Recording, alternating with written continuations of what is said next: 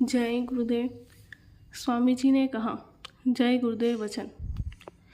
इस कलयुग में 3 बातों से जीव का कल्याण हो सकता है। एक सद्गुरु पूरे का साथ, दूसरा साधु की संगत और तीसरा नाम का सुमिरन, ध्यान और भजन। बाकी सब झगड़े की बातें हैं। इस वक्त में सिवाय इन 3 बातों के और कर्मों में जीवों का आकाज होता है। तुम आँख से बुरे काम, कान से बुरे काम, वाणी से भी बुरे काम करते हो, उसकी सज़ा मिलेगी, माफ़ी कैसे होगी? उसी सब के लिए श्रमदान कराया जाता है। किसी की निंदा मत करो, वरना उसके कर्मों के भार तले दब जाओगे। क्यों किसी के कर्मों की लीद का भार अपने सिर पर ले रहे हो? कहीं कुछ खाओ तो सोच समझ कर खाओ, क्योंकि जिसका अन्न खाओगे तो मन भी वैसा ही हो जाएगा। मांसाहारी के यहाँ खा लिए तो फिर मन भजन में नहीं लगेगा। आप जहाँ से बिगड़े वहीं से सुधार करो।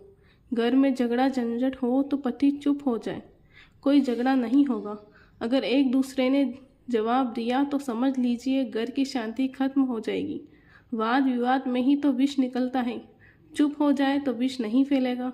भाई भाई में आपस में कुछ झगड़ा हो जाए तो चुप हो जाइए।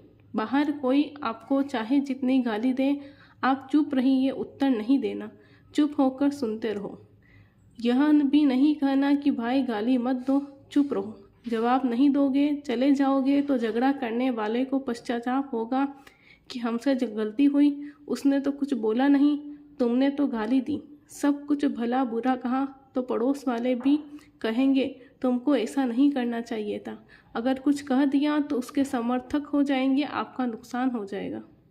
सब लोगों ने अपने अपने कर्मों से वासना की खेती बो रही हैं, वही मालिक की याद नहीं करने देती।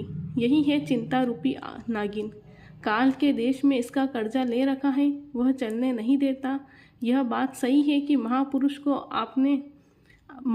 को आपको उठाने में देर नहीं लगती, पर इतना प्रेम हो जाए आपका उनसे, आपके पास तो उनको याद करने का, चिंतन करने का साध सामान ही नहीं, तो आप जाओगे कैसे? कमी तो हमारे अंदर है, उनमें कोई कमी नहीं है। वह तो समर्थ पुरुष है, पर हमारा ही भाग्य नहीं है, इसलिए नाम मिला, फिर भी हम उस पर धन से वंचित रहे हैं। दया तो उनकी हुई, नाम दिया, पर हम अपनी कमजोरी से उनको नहीं पकड़ पाते, उनके आदेशों का पालन नहीं कर पाते, तो दया कृपा कैसे होगी? गुरु के आदेश का पालन करो, आदेश का पालन किसी विधि से छूटने ना पाए। अगर ऐसा करोगे तब तो काम बन जाएगा। आदेश है कि भजन करो, इसलिए भजन से चूको मत, भक्ति भाव से चूको मत। अपना कान बंद कर दो और दोनों आंखों के मध्य भाग में दरवाज़ा है, वहाँ रोज बैठकर हाजिरी दो। 2 मिनट, 4 मिनट, 10 मिनट बैठते रहोगे तो आदत बन जाएगी।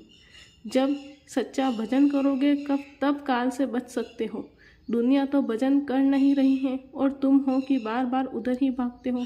समझाया जाए तो समझते नहीं, बस उधर की ही बात।